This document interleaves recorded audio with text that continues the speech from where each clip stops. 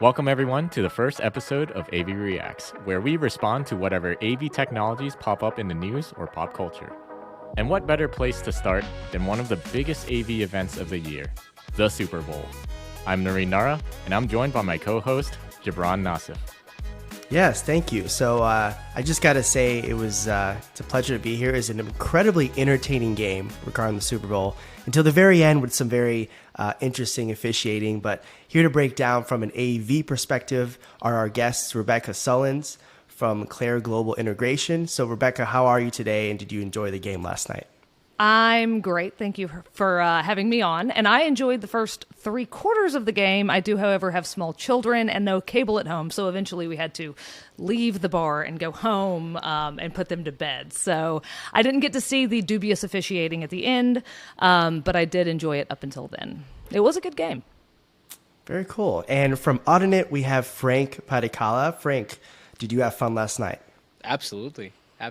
There was a great halftime show with a little bit of football that kind of centers the thing. So that's how I saw it. That's right. That's what everyone says, right? It's in this case, a Rihanna concert with a little bit of football tied in.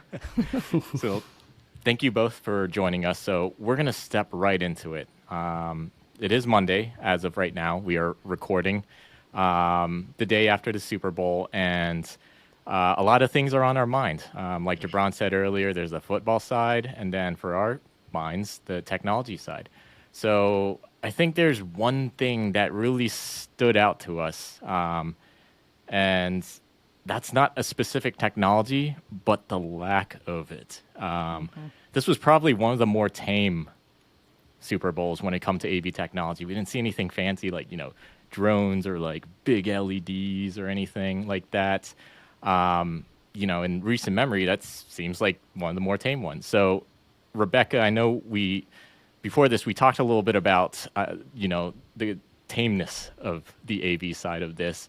So I want to pose this question to you. Have you reached a point of saturation when it comes to like bigger and better when it comes to AV every year? Have audiences become desensitized to big AV experiences?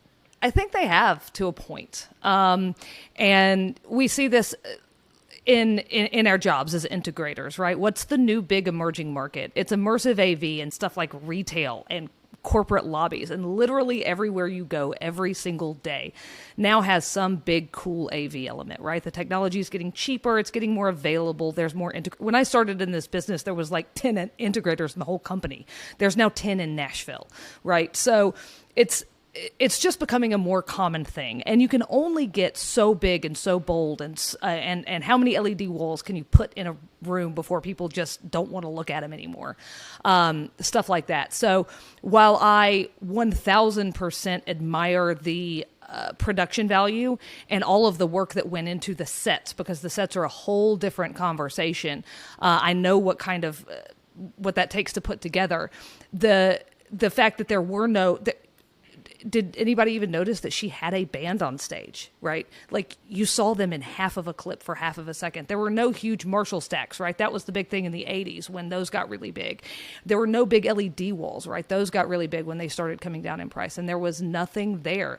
They let the performance sit on its own, which I think is now the sort of trendy thing. Maybe that's the new thing as we back off from this in-your-face technology and let the performances speak for themselves.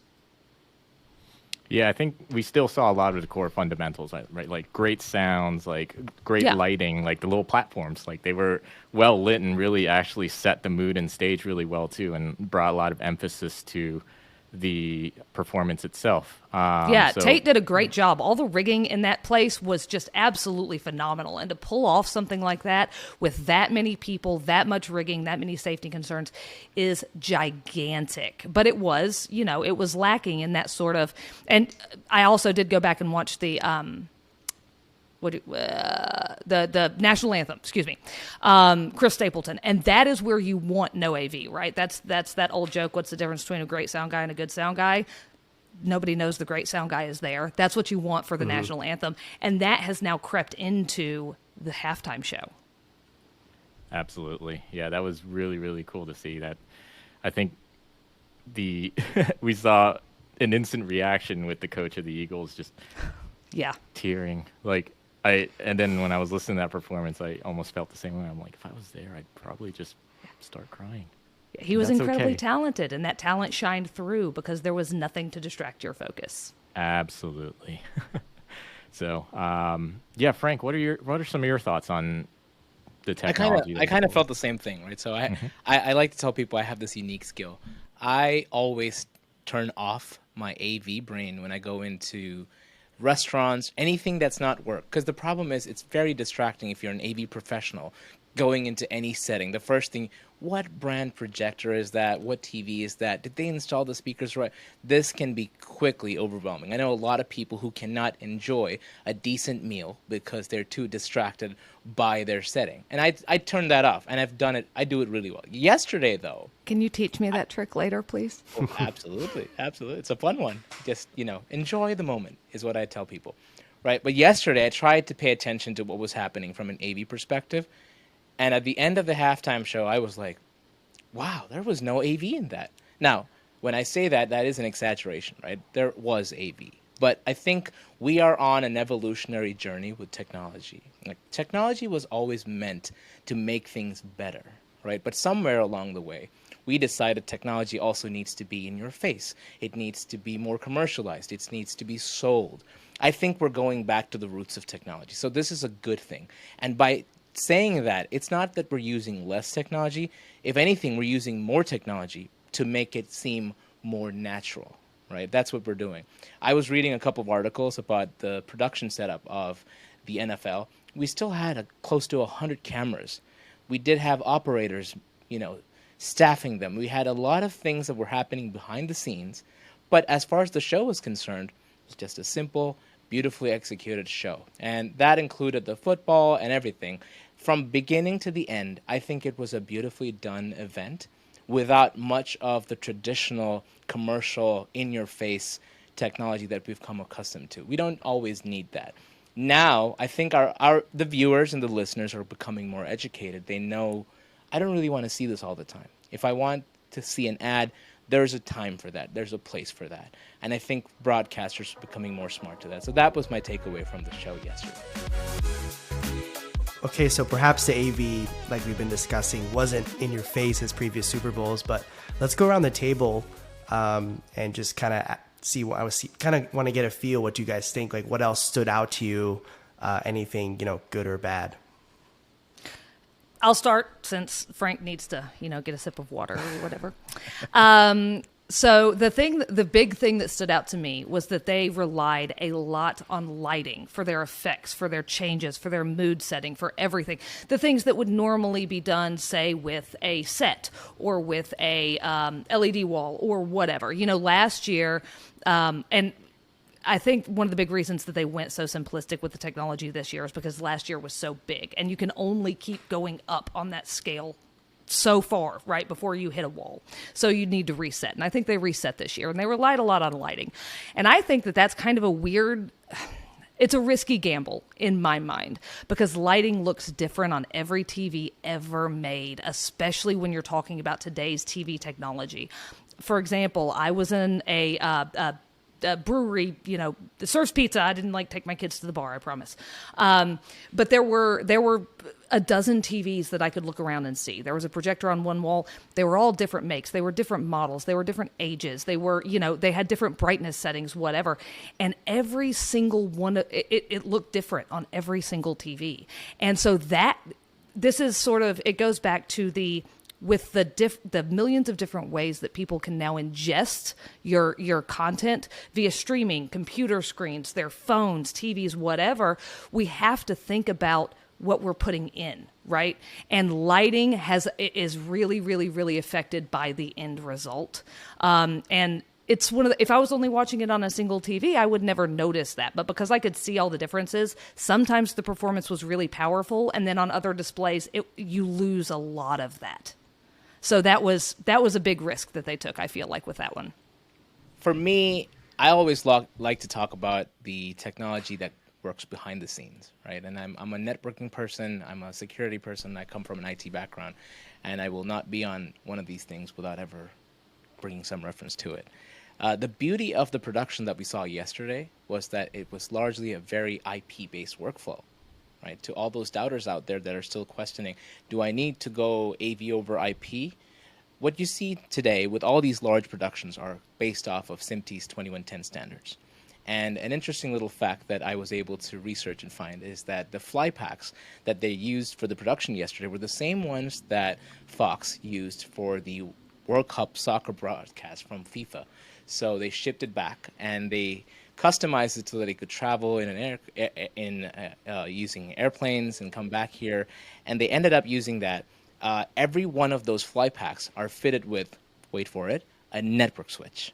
Right? So the technology that we're seeing today is powered by the network. So if there's any doubters out there, you're seeing a beautifully done show, an event, an extravaganza, one of the biggest of the year, done using the power of the network. And so that's where technology is going. So the next evolution of this is, and which is already there in bits and pieces there, is adding in a cloud-based workflow, using technologies to, bring in remote talent, to bring in. So it's. I think the boundaries have been pushed, not on the consumer's end, but behind the scenes. Now you can do a lot more using the same technologies that we've done, and the end result, it looks amazing. So just know that if you are trying to get yourself into the AV industry and trying to acknowledge and understand where the future of this industry is, it is very much based on the network. It is based on security. It's based on the cloud. We are turning into a technology blanket. We're encompassing so many different things. That's, and I thought that was beautiful. I want to interject just for half a second here because I find it. I'm not going to go with the word ironic because it's misused so often, but that what you're talking about with the network and everything being cloud-based and how you can bring in remote performer, yada, yada, yada.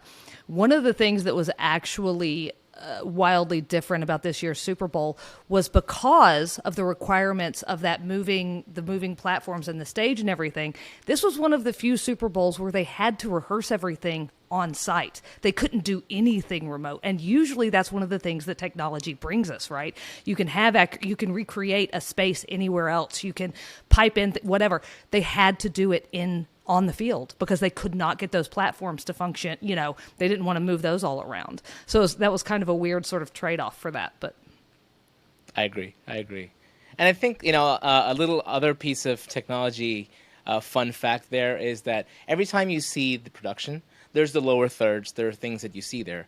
Did you know that this time they had leveraged AR and XR as much as they could? So they're not just using the traditional, lower thirds and production editors sitting behind the scenes and cranking out these artifacts. They're using computer-based technology to kind of augment these things. And I think that's where the future of all these things are going, right? We are going to be in the football field. I'm an optimist. I like to believe that, virtual reality will catch up to the point where you can just put on a pair of goggles and be in the stadium. You'll get that experience. It's going to get there. But in the interim, we have things that are just going to make your experience just that little bit better, right? It's not in your face. It's not like, oh my goodness. It's not a wow thing. It's just, that was different. I like that. I love the floating graphics that just kind of go away when the camera moves, as opposed to having a big splash screen, that then has to cut to the thing on the field, stuff like that. It's just more integrative. Yep. Absolutely. Yeah. And I think that goes back to what we were talking about earlier, right? It's, it might not necessarily like wow us in like the flashy kind of way, but there's so much going on in the background, and that is indicative of where our industry is going. It's trending towards this direction where like everything just blends in and makes it feel so natural, right? I want to add that as well to the whole AR side, because that's the one thing that stuck out to me. It was pretty cool. I'm a big branding guy, so I like paying attention to branding. You mentioned the lower thirds and the score bugs and stuff, which I thought was a little too big. I kind of like it when it's a little more integrated, like the scoreboard. Sure, and I stuff thought like that. Yeah. So that was one of my thoughts. But like I think everything else, like thinking about how AR is implemented, right? It's it adds to the experience rather than takes away. Like you said, Rebecca, like if there were some stats or something, if it cuts away to some stats or some highlights or some information that really adds to your experience who consuming this football game, you can see everything happen on field at the same time. And they do their best to make it look supernatural, right? It's Yep. I didn't mean to say supernatural in like the traditional supernatural way, but it is kind of supernatural. Like you have this giant floating monolith. It is supernatural. Yeah, exactly. Imagine this a decade ago. This is magic. It's It's pure magic what AR and what the technology of powerful processing engines working behind the scenes can do. Just add some AI in there. Do we even need people anymore? Seriously, it's amazing. Okay, but can we really quick just go back to discuss hockey and the foxtail? Yep. They tried the foxtail right? Could they do that neater now? Because I still can't ever find the puck. Like the glow puck, right? Yeah. Oh yeah. I need something incredible. Yeah. Well, I mean, like there's so many like analytics and stuff that's tied to like capturing that data in real time too, right? In like sports. So like much like hockey, which is actually, I mentioned earlier, I'm not a huge football fan, but I actually love hockey. So I'm really glad you brought that up. And I'm going to go into that tangent now. But like, yeah, everything just revolves around data and then how we process that data and turning into something beautiful, right? It's really, really cool to see. But yeah, that was my I really, really enjoyed seeing that being used in very creative ways. I don't know if you feel that way too, Gibran. Yeah, I totally agree with that. You kind of nailed all the points I was thinking about. And I did like, going to the performance. I did like the kind of, you can say, the different platforms, like kind of the Super Smash Brothers platforms, you can call that. But yeah, I did like it. I think coming from a musical background, and we've seen this throughout many Super Bowls, but I am a big fan of lighting, kind of relating to the lyrics. So I maybe thought something was missing, like when the Shine Bright Like a Diamond lyric, super powerful. Why not have some kind of epic diamond glow that, something like that would have been cool. But yeah, it's just amazing every year to see, just like what Frank said 10 years ago, comparing to now, it's quite unique and impressive. So let's take a little bit of a pivot now. We have this part of the show. It's called Around the Interwebs. Of course, there's all kinds of interesting reactions and things we see on social media. But today we're going to talk about the robot dogs. Okay, so in the pregame, Jason Derulo performed his set accompanied by Boston Dynamic Robots, and the internet took notice. Now, this isn't actually the first time that robots have made an appearance at the Super Bowl, but they're also used in a commercial last year. But it's probably the first time they've appeared live on stage. So our question for the panel, are dancing robots a part of live events in the future not. Or just a fad? What do you guys think? I really hope it's a fad. I was not a fan of that whole segment. It was a little weird. It was a little creepy. And I'm not going to say that we're never going to see dancing robots again. As the technology progresses, they might even become less creepy. But I don't think it's going to become something that everybody wants to implement all the time, right? Like you're never going to. Artistic expression through movement is an inherently human condition, right? You're not going to be able to replicate that. So here's hoping. I'll argue that. Why not? Like, why can't we do that? It's like, why do we discriminate against robots? Let them Because dance. they're robots. It's okay to discriminate against them. With a properly loaded AI, they have feelings too. I am totally kidding. I kind of agree that it wasn't the most flashiest thing. I didn't feel like it was the most attractive thing, but it is going to be a part of these things. Just the fact that we are kind of trying to marry technology and what people view as technology, right? We are AV professionals, so our perspective on this will be a little different because we kind of understand we're standing at the forefront of technology and we appreciate it for what it is. But for the average person, if you ask them, what do you think is high tech? Every single viral video of Boston Dynamics and the robots that they've produced, it's very impactful. So yes, it's just, I think it is going with the trends, but robots do have actual applications that they're doing amazing. Absolutely, but from a practical standpoint, the people can hire 10 poor starving artist dancers for like $100, or hire like 47 programmers to program 5 dogs that cost $10,000 a piece. So I don't think that this is going to catch on a whole lot. I agree with that. Yeah, that is definitely a great point. I was thinking, like if it was like on a field or something and they programmed it in a way where it's like, those branded drones when they like paint a picture in the sky or something, right? I think something like that would be pretty cool. But they could put them on with like the marching band during the Orange Bowl. That would be fun. That would be pretty cool. Now, yeah, I would prefer to see it used in something like that than as dancers. Just because it's I don't know. It becomes a little too human. I always think of I don't know if y'all seen the Corridor. They're the people who creates like special effects and videos and stuff, and do some really fun stuff. They did one where the Boston Dynamics robot basically took revenge, and that is forever ingrained in my head. So every time I see that robot, I automatically think, wow, this thing is eventually going to become sentient and destroy us all. So don't ever watch the movie Ex Machina. I will not. Throwing that out there. I love that movie. It's a good one. I love and hate that movie for many reasons. That's right. So hopefully that's something that we won't have to worry about for a good while. But in the near future, next year is going to be another Super Bowl. Super Bowl 58, I believe. We're going to cut this out if I got it wrong. Anyways. So before I wrap up, I want you to put your creative hats on and just think about a little bit, like, let's say you were in charge of the creative, the AV implementation at Super Bowl 2024. What would you do from an AV perspective? What kind of technologies would you bring in to bring in that wow factor, or what kind of technologies will you introduce to make things feel natural? What are some of that? We'll start with you, Rebecca. How big is my budget? Infinite. Great. Honestly, I would like to see the productions get, what's the word I'm looking for? Geographically bigger, right? You can only put so much stuff on a field, but you have structures everywhere in these buildings. Move them out to the audience, use the audience. And Rihanna did this to a point last night during her Shine Bright Like a Diamond. If you looked, the audience all had lights right in the background. Use that space. There is so much space available that you could theoretically use, and the moving platforms is just one example of that. They went vertical. Why not go everywhere else?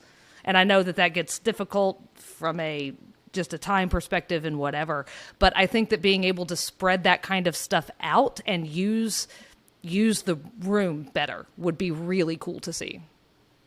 Absolutely. And I mean, we've seen that in events like the Olympics before, right? Where people have their bracelets and it basically gets synced up to whatever's happening in a program or, the field or other screens and stuff like that. I think that would be pretty cool. Or even, just one more real quick, which is it SoFi, that the roof is literally a giant LED screen. Oh, yeah. Mm-hmm. Flip that around, use that, stuff like that. Like use the pieces that are in the building. Absolutely. So for me, I think the biggest thing that I would do if I were in charge is I'm all about equity, right? Again, when we go into an event like this, we're still looking at, 50,000 people or 60,000 people who can actually be a part of the event and enjoy it. There are millions who can never, ever be at a Super Bowl event. That's where I think technology should be stepping in. We need to be doubling down. I would put my investment into augmented reality and extended reality and virtual reality to make sure that people at home, and to that matter, make it more accessible, right? There are people who have all kinds of disabilities. Give them the opportunity to experience these things as somebody would at the actual event. And I think that would be a great way to show that technology is not just there to make things amazing. It can make things amazing for that specific person. Just make their lives a little better there, I think. So that would be my investment. I would try to make it more accessible, more equitable, give people more opportunities to experience this, the power of AV. And I know we can do that. It's just, you gave me an infinite budget, so I'm going to make it happen. That's where we're lacking. People need the budget. And that's where I think a lot of companies refuse to do it because they don't see the market for it. But I think there is a market for it.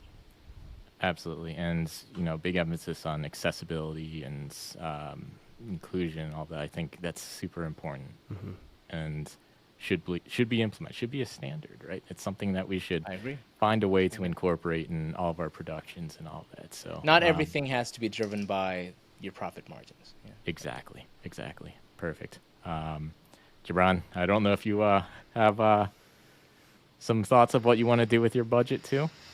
Ooh, just have a huge artist lineup if I'm doing that I was going to ask you. I know you're music focused, so how about you help us out? I was waiting with, for Santana to pop in yesterday when that guitar riff started. Oh, yes. Me too, actually.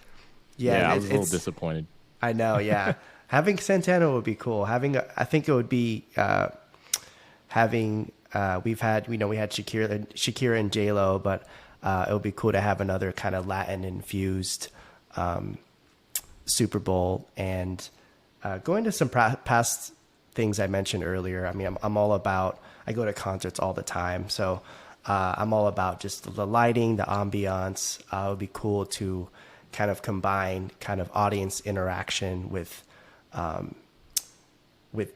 these kind of events, and also the augmented reality thing. It's been concerts in the metaverse and things like that. Why not attend the Super Bowl in a virtual seat from your house and have that full experience? So that would be. Hey, bring in an artist from the past. Yeah. Bring in somebody who's past. I know there's a ton of intellectual issues, IP issues as we do that, but do those things. Technology can actually breach those boundaries. Yeah, absolutely. Yeah, but yeah, no, I'm with all you. I think having just more AV, it would be good. Whether it is noticeable, not noticeable. Like it can be that it could have that role of the small guy, or it can have that like out front thing. That's what makes AV so magical, is that it can be. It's everything. It's all around us, and I think that is something we'll definitely take as we go into next year, and the next Super Bowl should be a good one. So thank you, Rebecca and Frank, for joining us today. Thank you, my co-host, Gibran. This was a lot of fun, and I think we need to have another conversation soon. There's plenty to talk about. I know there's going to be some events and all that coming up, so hopefully y'all can join us again. Thank you for having us.